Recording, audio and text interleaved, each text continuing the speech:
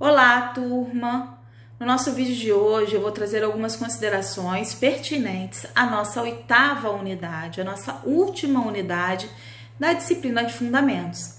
Essa unidade ela tem como proposta apresentar para vocês as diferentes áreas de atuação do assistente social. Nós observamos que o assistente social ele pode trabalhar dentro da área de assistência social, dentro da política de assistência social, mas assim como em outras áreas de atuação da política pública, né? Quando nós pensamos, por exemplo, no tripé da Seguridade Social, nós observamos também a atuação do assistente social conforme apresentado à unidade, a atuação do assistente social dentro da saúde e também dentro da previdência.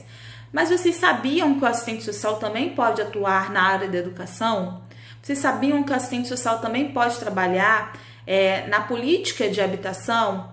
Então, assim, eu não sei se vocês lembram do meu vídeo de apresentação, mas o meu primeiro vídeo, quando eu me apresento para vocês, eu coloco justamente as diferentes áreas de atuação que eu pude atuar.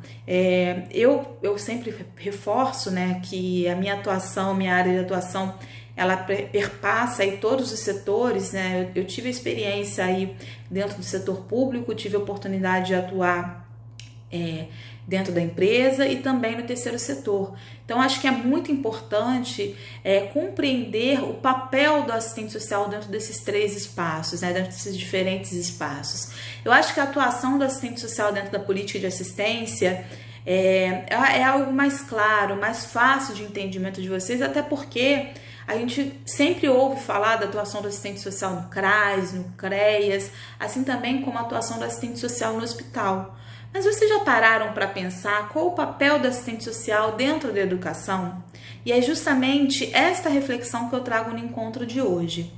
No ano passado, através da Lei 13.935, que foi publicado no Diário Oficial, foi colocado a garantia de contratação, a garantia de psicólogos e assistentes sociais na rede pública de educação básica. Então, o que coloca isso? Justamente a possibilidade de novos concursos públicos. Se eu falo para vocês que o serviço social por muito tempo teve como maior empregador o Estado, e na verdade o Estado ainda permanece sendo o maior empregador do serviço social, nós observamos que com o enxugamento do papel do Estado, com o enxugamento do Estado, com essa visão de Estado mínimo, consequentemente nós observamos também a redução dos concursos públicos e obviamente, a redução aí também de vagas para o serviço social. Mas, a partir do momento que nós temos uma obrigatoriedade aí, uma lei que obriga o Estado a garantir a contratação, Estado, quando eu falo, é o Estado-governo, tá? Pensando no nível federal, estadual e municipal. Quando é colocada uma lei de obrigatoriedade do Estado na contratação aí de profissionais de psicologia e assistentes sociais, é muito importante que nós possamos compreender qual vai ser o nosso papel dentro dessas instituições. Porque quando a gente pensa também na atuação do assistente social, talvez em algum momento da vida de vocês possam ter conhecido ou, enfim, passado por um assistente social numa escola privada. Nós observamos, eu não posso generalizar, tá? Mas, assim, em grande parte, a atuação do assistente social ele se dá num momento muito pontual, que é justamente no processo de análise socioeconômica da distribuição de vaga daquelas crianças, enfim, daquela instituição no qual ele faz parte. Mas sabemos que a atuação do assistente social ele vai muito além. O assistente social não tem só o papel burocrático dentro daquela instituição. Tanto que algumas instituições, inclusive, fazem a contratação desse profissional de forma temporária.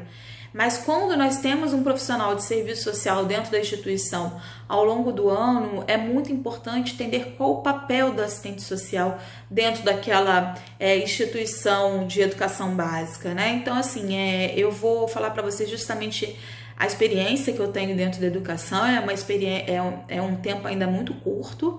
Eu atuo na educação aí desde 2018, eu atuo numa escola que é uma escola considerada privada, porque não é uma escola, enfim, pública, mas é uma escola privada filantrópica, então ela não tem fins aí lucrativos, e ela justamente oferece educação para crianças e adolescentes de 3 favelas da cidade do Rio de Janeiro. E o que destoa dessa escola, o que distou a minha atuação enquanto assistente social dessa escola, que fica na Zona Sul, dentro de uma favela da Zona Sul, por uma assistente social que atua em uma outra escola privada.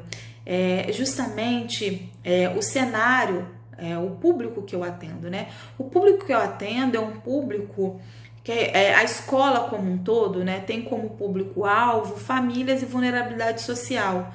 Então, os nossos alunos, eles já chegam até nós com diferentes expressões da questão social, né? Então, assim, cabe ao profissional de serviço social justamente garantir que estas famílias tenham acesso à política de proteção social, consigam, de fato, acessar aquele serviço. Então, assim, claro, entendendo que o papel da assistente social dentro dessa escola não é apenas orientar em relação ao cadastro único ou em relação ao Bolsa Família, né? Pensando não apenas na inscrição do cadastro único, mas quais são os critérios do Bolsa Família. Não, a gente sabe que a atuação do serviço social, ela perpassa outras áreas. Então, quando a gente pensa numa rede de proteção social àquela criança, e aí quando a gente analisa o Estatuto da Criança e Adolescente, que eu sugiro que vocês tenham acesso a esse documento, tenham conhecimento desse documento, é muito importante que nós possamos entender aí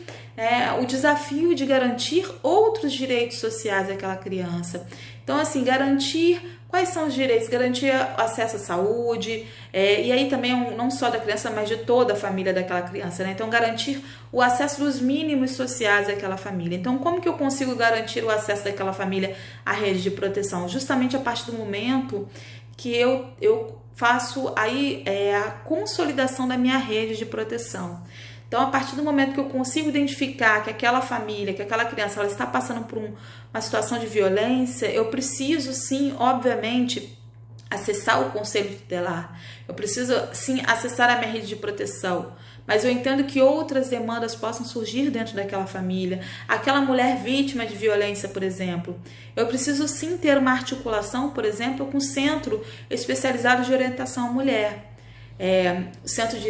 Algumas cidades são centros especializados de atendimento à mulher, que são os CEANs, então eu preciso ter essa rede articulada. Eu, por exemplo, na instituição que eu trabalho, eu faço uma articulação muito forte com a saúde mental. Eu tenho muitos alunos da escola que eu trabalho que são atendidos pelo CAPSI, que é o Centro Psicossocial, né? É justamente o centro referência da saúde mental, que atende as crianças, diferente do CAPS, que é o centro que vai ser responsável pelo atendimento dos adultos. Então, eu também tenho casos de pais que são atendidos pelo CAPS, né? Então, assim, o que eu vou fazer? Qual vai ser a minha articulação com esses centros de saúde mental? Então, é muito importante que eu faça esse contato, que eu acione a minha rede. Então, quando a gente pensa, por exemplo, na questão, pensando aí de acordo com a Política Nacional de Assistência Social, a instituição no qual eu faço parte, ela é uma instituição, sim, de educação, ela tem preponderância na educação, nós oferecemos educação para aquelas crianças e adolescentes, mas nós também temos um trabalho forte aí dentro da política de assistência, né? Então, assim, tanto que nós somos, inclusive, conveniados com o Conselho Municipal de Assistência Social. Então, qual que é o nosso papel? O nosso papel é justamente garantir que os direitos sociais daquela família sejam atendidos. Garantir que aquela família ela seja protagonista da sua história. Então, como que eu consigo isso, né? Então, assim, a partir do momento que eu busco aí, e é importante que eu trabalhe com uma equipe multidisciplinar, principalmente com a psicóloga, e aí, óbvio, garantindo aí o limite do sigilo profissional de ambas as profissões, mas é muito importante que nós possamos pensar em ações conjuntas, porque quando eu falo para vocês que nós atuamos aí em consonância política de assistência, a Política Nacional de Assistência Social, é muito importante que nós possamos criar ações que de fato venham aí a garantir o fortalecimento de vínculo daquelas famílias, né? Então, quando a minha instituição ela é uma referência de um serviço de convivência, e aí eu sugiro a vocês que depois vocês procurem, façam uma pesquisa do que é serviço de convivência, é justamente pensando quais vão ser as ações que eu vou estar oferecendo, quais vão ser os encontros que eu vou estar oferecendo para aquela família. Porque não adianta eu falar que eu faço serviço de convivência se eu reúno aquelas mães numa sala e aí eu falar, hoje eu vou ensinar aquelas mães como fazer um bolo, né? Mas assim, fazer uma aula de culinária para aquelas mulheres, né? Mas como que eu tô trabalhando ali a política de assistência, né? Eu não tenho, a política de assistência não tem esse viés aí empregador, né? A gente não tem que ficar ensinando uma profissão para aquela mulher. Mas a partir do momento que eu trago uma oficina voltada ali a gastronomia, por exemplo, né? Trago um profissional que vai fazer isso, mas antes disso eu venho com uma roda de conversa, eu fale com ela a necessidade do protagonismo da mulher, a questão da independência financeira, eu trago alguns argumentos que garantam ali o protagonismo e o fortalecimento daquela mulher, né? Aquela atividade vai ter sim ali um objetivo, mas ela nunca pode ser um fim. Aquela atividade, quando eu falo, eu vou fazer um curso de corte e costura, de manicure, enfim, dentro da minha instituição, isso vai ser uma política de assistência. Não vai. O que eu posso fazer é, a partir dessa atividade, trabalhar questões que estão dentro aí da proposta de fortalecimento de vínculo daquela família, né? de garantia de protagonismo daquele usuário, o fortalecimento da identidade cultural daquela família dentro daquele lugar que ela reside. Então, assim, eu vou fazer um trabalho de memória com aquele jovem, o que eu quero despertar naquele jovem. Então, é muito importante que nós possamos conhecer aí todas as leis que vão nortear nossa atuação, não apenas o nosso código de ética, como eu falei, mas também, por exemplo, o Estatuto da Criança e Adolescente, mas também, principalmente, que nós possamos compreender que a atuação do serviço social, ela jamais tem que se limitar apenas a uma prática burocrática. Uma prática, o assistente social não é só ficar preenchendo papel, preencher fichas de atendimento.